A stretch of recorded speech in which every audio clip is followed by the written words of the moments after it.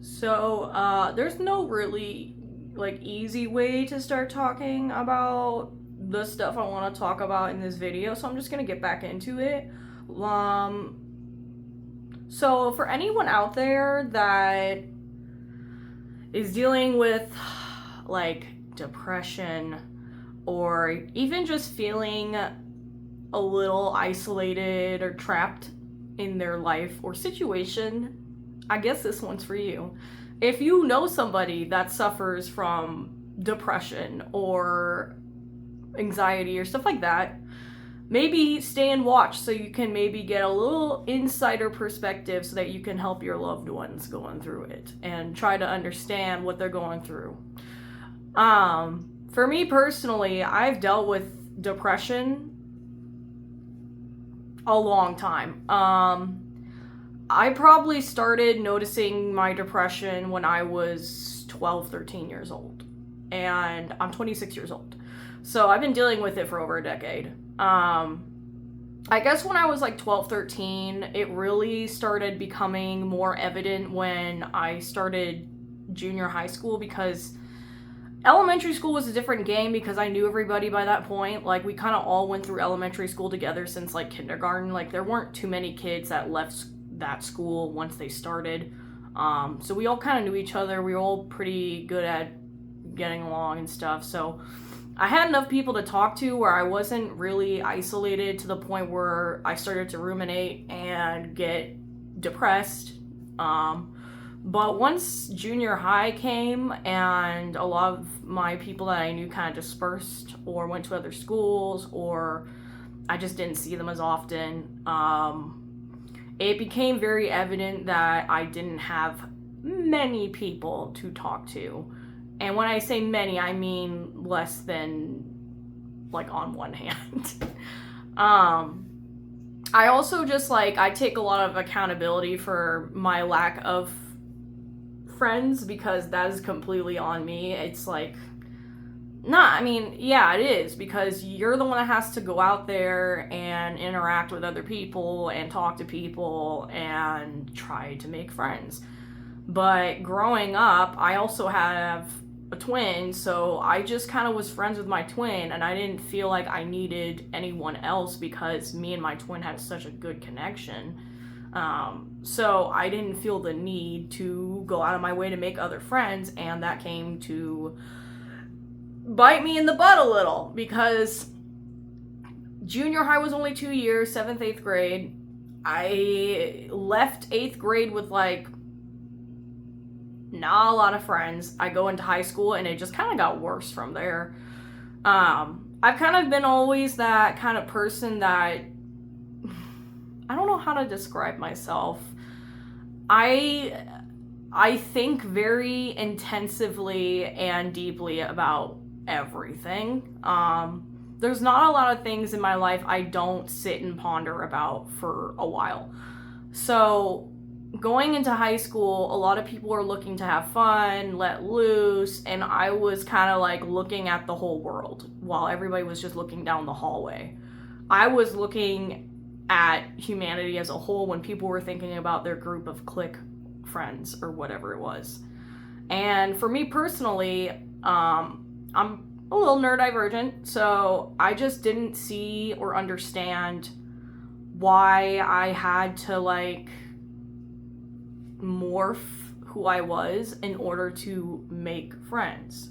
So I didn't change. I didn't do anything that I felt I didn't need to. I didn't put myself in situations I didn't want to be in, which was most social interactions.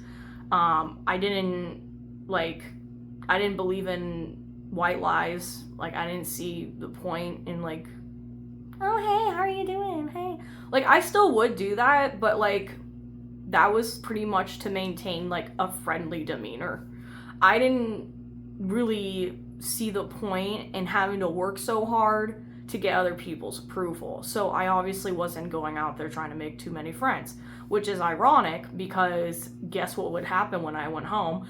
I would cry and I'd wonder why I didn't have friends. So, also at the time, I was just going through a lot at home. There were just like a lot of things going on. behind the scenes that was also impacting my self-esteem and my ability to interact with people and my trust in people. I think that was the biggest thing, is I didn't trust people.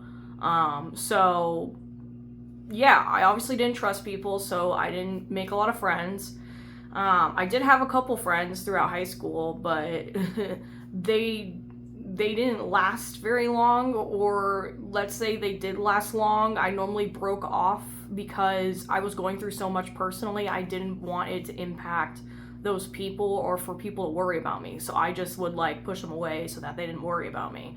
Not the best way to handle it, but when you're a child, you don't know what else to do. And I was just seeing it as like, this is better for them than to deal with my depression, because I knew I was depressed by high school. Like, I was very evidently struggling with my mental health.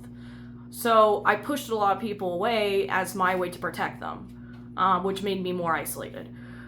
Which, if you don't know a lot about depression, isolation's probably like the worst thing you can do. The worst thing you can do is not talk to anyone about what you're going through, or not talk to anyone, period. Because then you're gonna ruminate and you're gonna loop those thoughts in your head with no new input, and you're gonna end up just staying where you're at in your depression. So I did that a lot. So just as a side note, I'm an artist. I went to school and got an art degree, which, if you've watched my other videos, you wonder why like I'm having a hard time finding a new job. It's because I got an art degree.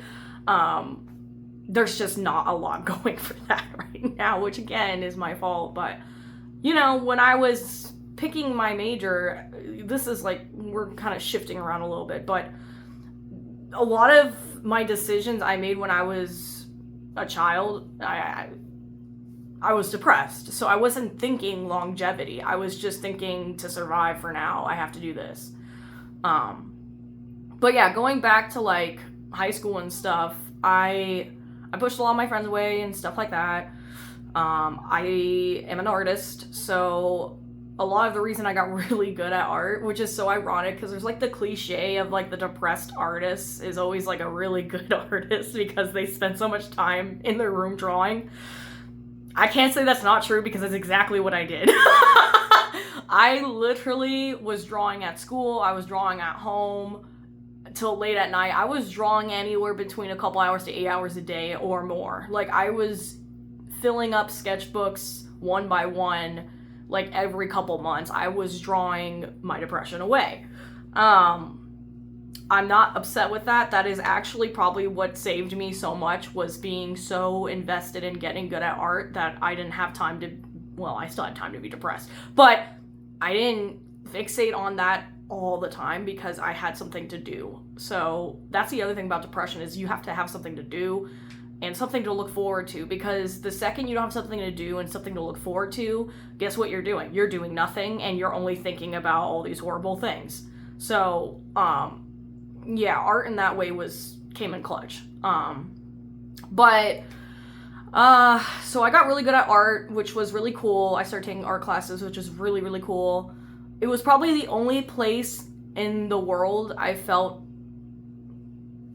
normal.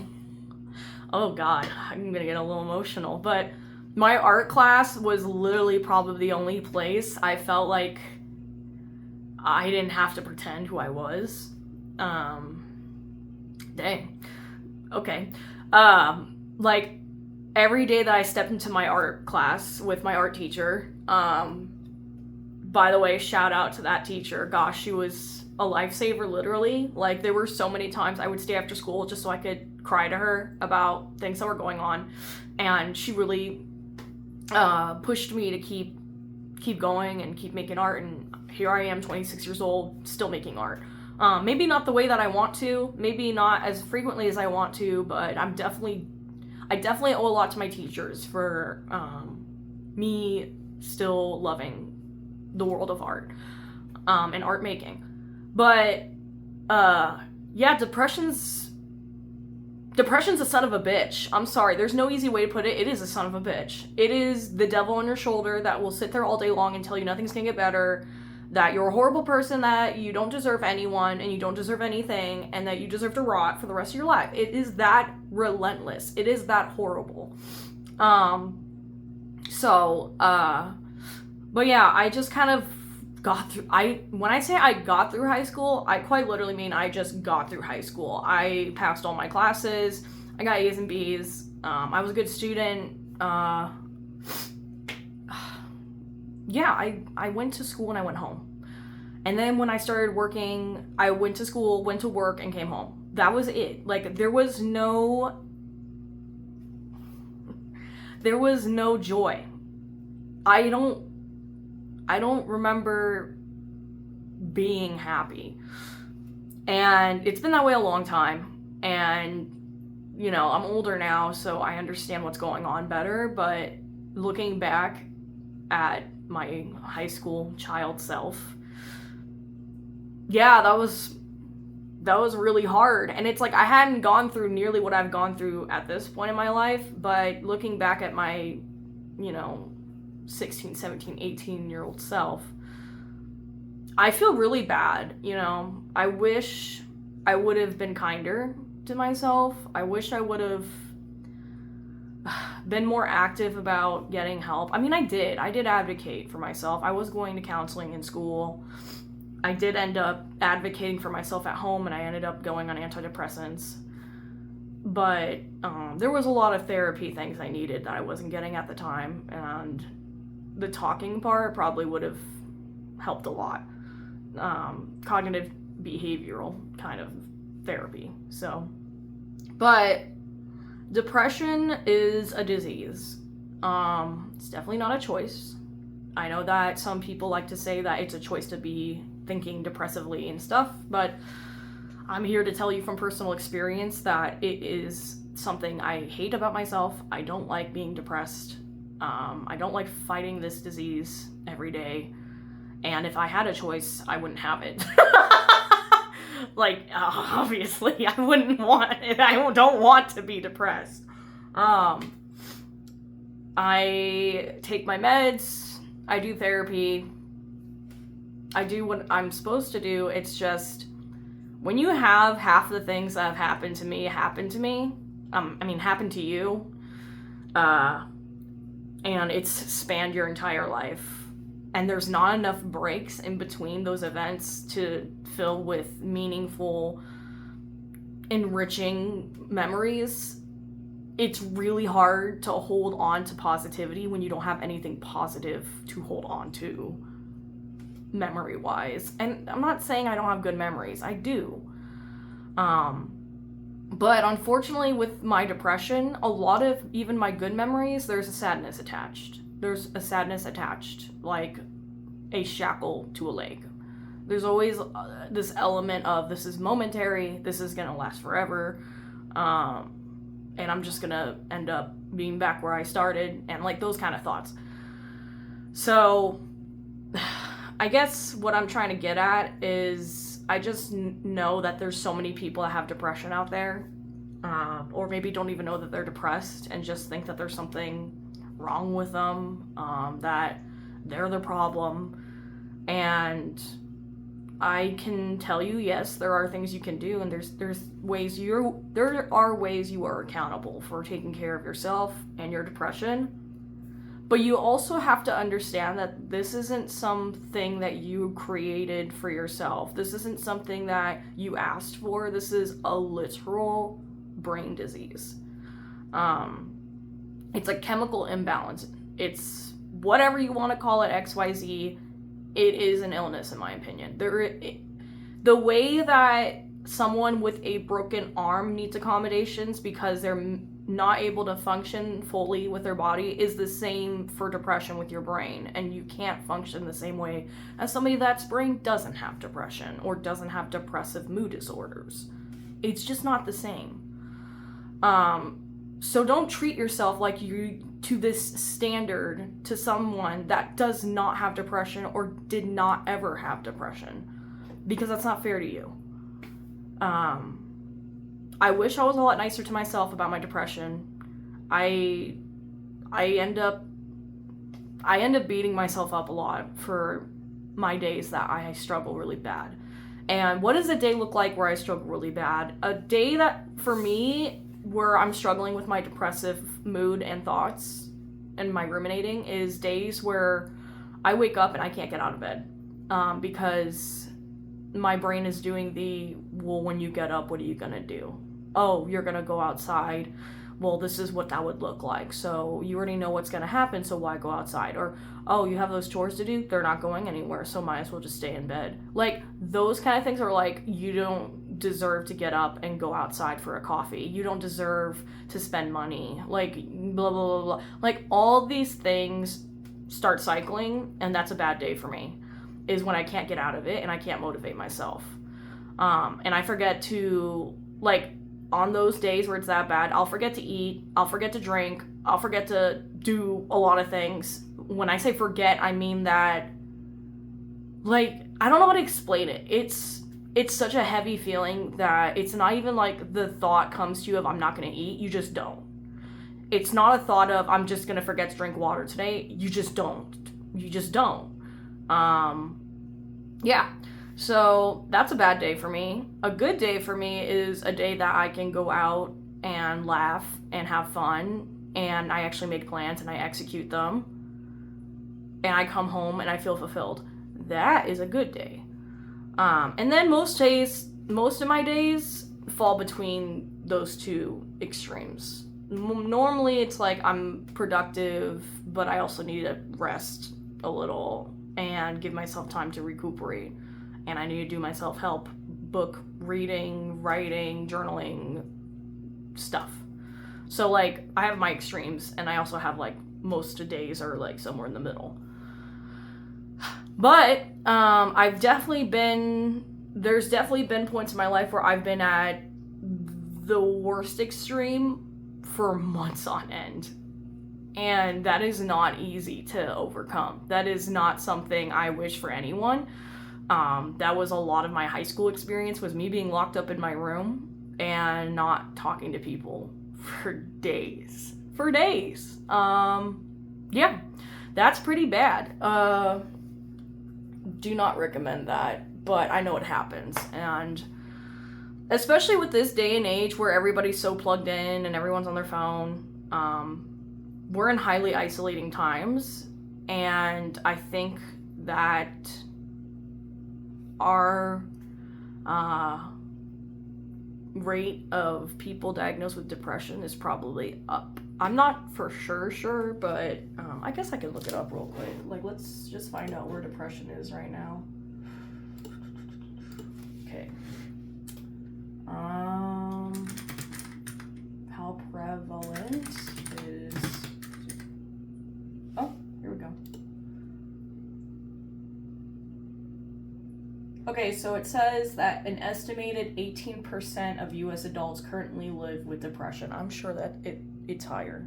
I'm just feeling like it is higher than that. Lifetime diagnoses have reached roughly 28%, and about 1 in 8 Americans experience active symptoms at any given time. 1 out of 8 at any given time experience active depression symptoms. That's pretty high. So let's see here. Women are significantly more likely to have depression than men. I think that has a lot to do with women normally being more emotionally in touch and being more willing to go seek help for it. I think it's probably pretty 50-50 with depression, but maybe there is a chemistry to it, but I don't know.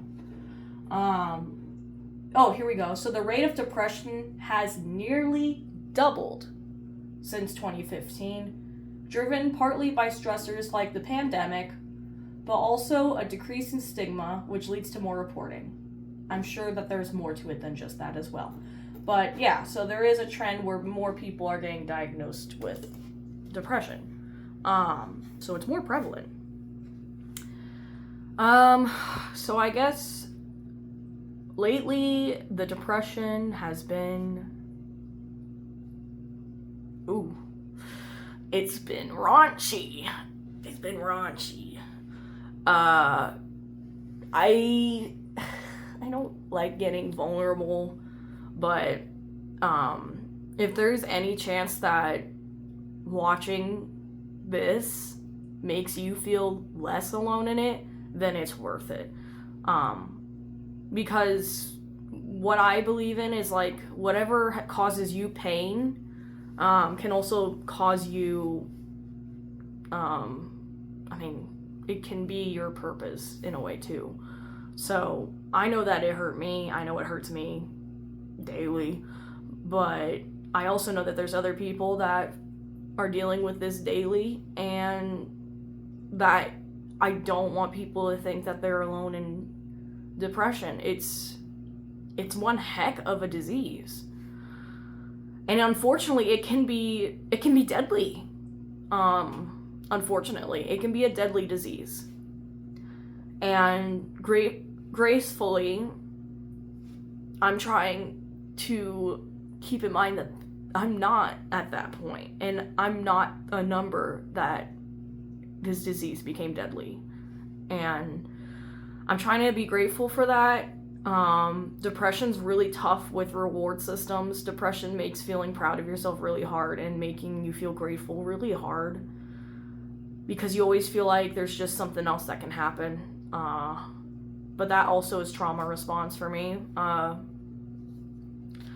You always kind of feel on the fence, and like you're not good enough to get better. And that's the worst thing about depression, is you'll know you have it, and like you still feel so helpless to fight it.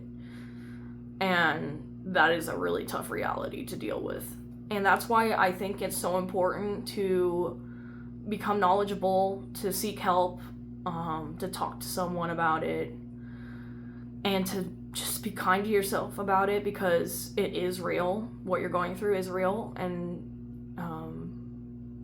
it's not something that you need to be forcing yourself to get out of immediately. Like, I always feel this need that I need to snap out of it. But when I remember the reasons I'm depressed, and I remember how I got here, none of those things you can just get over. There's no way for you to just turn your brain off and those realities just disappear. So it's very much a day-by-day thing. It's very much keeping myself accountable and catching my symptoms when they happen, and moving on and keep going and find a reason to look forward to the future. Even though right now I know for a lot of people, they feel that there is not a lot to look forward to, with inflation, with war, with the economy, with trends on social media, and with seemingly a hostile world. It seems very defeating, and feels like, why wouldn't you be depressed? Well, here's why you shouldn't be depressed. It stinks. It stinks, it stinks, it stinks. It is not fun to have depression. It's not cute, it's not clicky. No, I don't want anyone depressed.